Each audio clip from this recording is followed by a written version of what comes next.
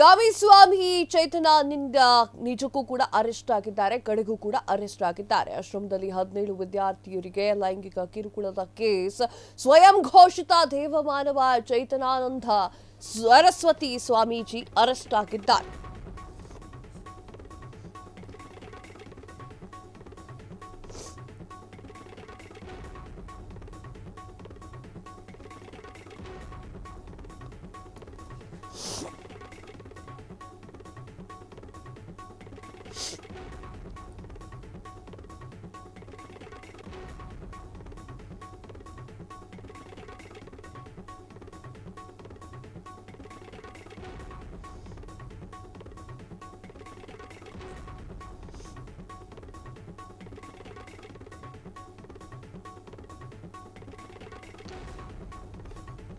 ಕಾಮಿಸ್ವಾಮಿ ಚೈತನ್ಯಾನಂದ ಕಡೆಗೂ ಕೂಡ ಅರೆಸ್ಟ್. ಆಶ್ರಮದಲ್ಲಿ 17 ವಿದ್ಯಾರ್ಥಿನಿಯರಿಗೆ ಲೈಂಗಿಕ ಕಿರುಕುಳದ ಕೇಸ್. ಸ್ವಯಂ ಘೋಷಿತ ದೇವಮಾನವ ಚೈತನ್ಯಾನಂದ ಸ್ವಾಮೀಜಿ ಚೈತನ್ಯಾನಂದ ಸರಸ್ವತಿ ಅರೆಸ್ಟ್ ಆಗಿದ್ದಾರೆ. ಆಗ್ರಾದಲ್ಲಿ ಕಾಮಿಸ್ವಾಮಿ ಚೈತನ್ಯಾನಂದ ಸರಸ್ವತಿ ಬಂಧನ ಆರೋಪ ಕೇಳಿ ಬರ್ತಾ ಇದ್ದಂತೆ ತಲೆಮರೆಸಿಕೊಂಡಿರುವಂತಹ ಸ್ವಾಮೀಜಿ 50 ದಿನಗಳಿಂದ ತಲೆಮರೆಸಿಕೊಂಡಿದ್ದಂತಹ ಕಾಮಿಸ್ವಾಮಿ ಇದೀಗ ಲಾಕ್. ಇಂದು ಅಥವಾ ನಾಳೆ ಜಡ್ಜ್ ಮುಂದೆ ಹಾಜರಾಗಲು ಪೊಲೀಸರು ಹೇಳಿದ್ದಾರೆ. ಸ್ವಾಮಿ ಚೈತನ್ಯಾನಂದ ಸರಸ್ವತಿ ವಿರುದ್ಧ ಲುಕ್ಔಟ್ ನೋಟಿಸ್ ಜಾರಿ ಸಾಧ್ಯತೆ ಅಂದ್ರೆ ಆಗಿತ್ತು ಅಂದ್ರೆ ಲುಕ್ಔಟ್ ನೋಟಿಸ್ ಜಾರಿ ಆಗಿತ್ತು.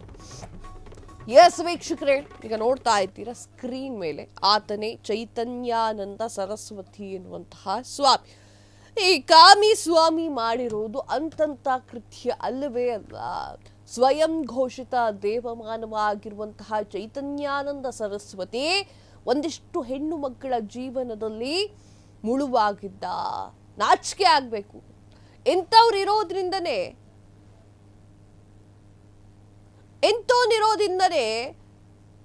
ನಿಜವಾಗ್ಲೂ ಕೂಡ ಒಳ್ಳೆಯ ಸ್ವಾಮೀಜಿಗಳಿಗೂ ಕೂಡ ಇದು ದೊಡ್ಡ ಮಟ್ಟದ ಏನ್ ಹೇಳ್ತಾರೆ ಹೆಸರು ಹಾಳಾಗುತ್ತೆ ಅಂತ ಹೇಳ್ತಾರಲ್ವಾ, ಹೆಸರು ಹಾಳಾಗುವಂತಹ ಕೆಲಸ. ಈ ತರ ವಿಚಾರಗಳು, ಈ ತರ ಸ್ವಾಮೀಜಿಗಳು ಇರಲೇಬಾರ್ದು.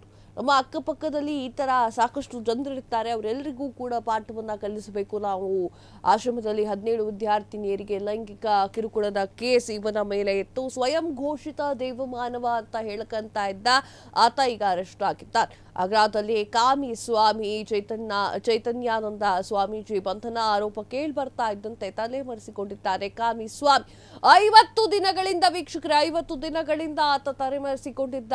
ಕಡೆಗೂ ಕೂಡ ಲಾಕ್ ಆಗಿದ್ದ. ನಾಳೆ ಅಥವಾ ಇವತ್ತು ಜಡ್ಜ್ನ ಮುಂದೆ ಹಾಜರುಪಡಿಸುವಂತಹ ಕೆಲಸ ಆಗತ್ತೆ ಪೊಲೀಸರಿಂದ.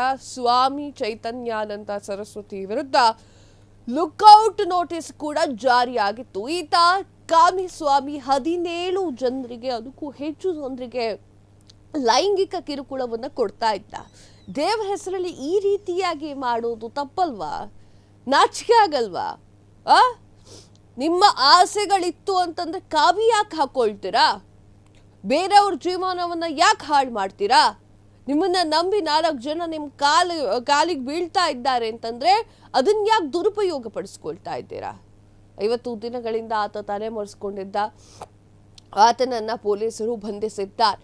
ಇಂದು ಅಥವಾ ನಾಳೆ ಜಡ್ಜ್ ಮುಂದೆ ಕೂಡ ಅವ್ರನ್ನ ಈತನಿಗೆ ಶಿಕ್ಷೆ ಆಗ್ಬೇಕು. ಯಾವ ಮಟ್ಟಿಗೆ ಶಿಕ್ಷೆ ಆಗ್ಬೇಕು ಅಂತಂದ್ರೆ ಯಾರಿಗೂ ಕೂಡ ಆಗಿರಬಾರ್ದು, ಆ ರೀತಿಯಾಗಿ ಶಿಕ್ಷೆ ಆಗಿರ್ಬೇಕು. ಹೆಣ್ಮಕ್ಳು ಅಂತಂದ್ರೆ ಬಹಳ ಈಸಿ ಅನ್ಸ್ಬಿಟ್ಟಿದೆ ಅಲ್ವಾ ನಿಮ್ಗೆಲ್ಲ? ಕಾವಿಯನ್ನ ಹಾಕಿದ್ರು ಕೂಡ ನಿಮ್ಮ ಆಸೆಗಳನ್ನ ಅಸಹ್ಯ. ಹೊಟ್ಟೆಗೆ ಅಂತ ತಿಂತೀರಾ? ನಿಮ್ಮಂಥವ್ರು ಇರೋದ್ರಿಂದಲೇ ನಿಜವಾಗ್ಲೂ ಶಕ್ತಿಯುತ ಸ್ವಾಮೀಜಿಗಳಿಗೂ ಕೂಡ ಕೆಟ್ಟ ಹೆಸರು. ಅಸಹ್ಯ ಅನ್ಸುತ್ತೆ.